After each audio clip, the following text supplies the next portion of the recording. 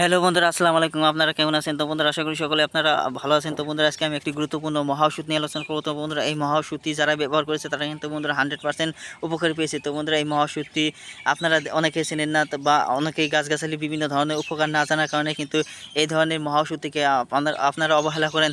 তো বন্ধুরা, শুধু তাই নয়, অনেকে বিভিন্ন ধরনের গাছগাছালি কোন গাছে কী উপকার পাওয়া যায় তা না জানার কারণে কিন্তু বন্ধুরা আপনারা বিভিন্ন হাকিম, ডাক্তার, কবিরাজদের প্রতারিত, ধোঁকাবাজ এবং কি ভণ্ড ডাক্তারদের কাছে যে প্রতারিত প্রতারিত হচ্ছেন, বন্ধুরা লক্ষ লক্ষ টাকা লস খাচ্ছেন এবং আপনাদের টাকাগুলো চলে যাচ্ছে।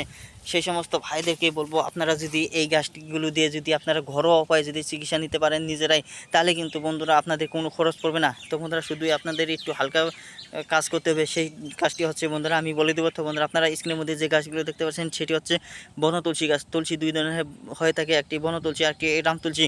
তো বন্ধুরা, এই বন তুলসী দিয়ে আপনারা কী করবেন, এই বন তুলসী দিয়ে আপনাদের ব্যবহার নিয়ম হচ্ছে বন্ধুরা, এই বন তুলসী আপনার কী করবেন, কাউকে না জানিয়ে বন্ধুরা শনিবার দিন এক নিঃশ্বাস বন্ধ করে, দম বন্ধ করে টেনে তোলার সময় যেন কোনো লোক না দেখে, তারপর এই গাছের অনুমতি দিবেন যে আমি এইসব রোগের জন্য ব্যবহার করব।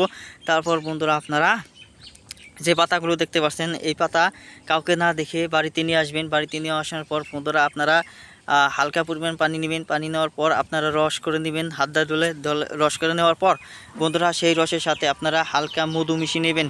মধু মেশানো শেষ হলে তারপর বন্ধুরা আপনারা হালকা গরম করে নেবেন।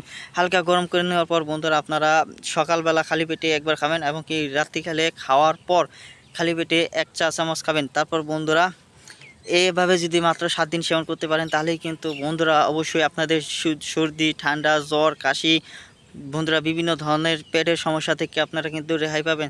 তো বন্ধুরা, ধন্যবাদ আপনাদেরকে।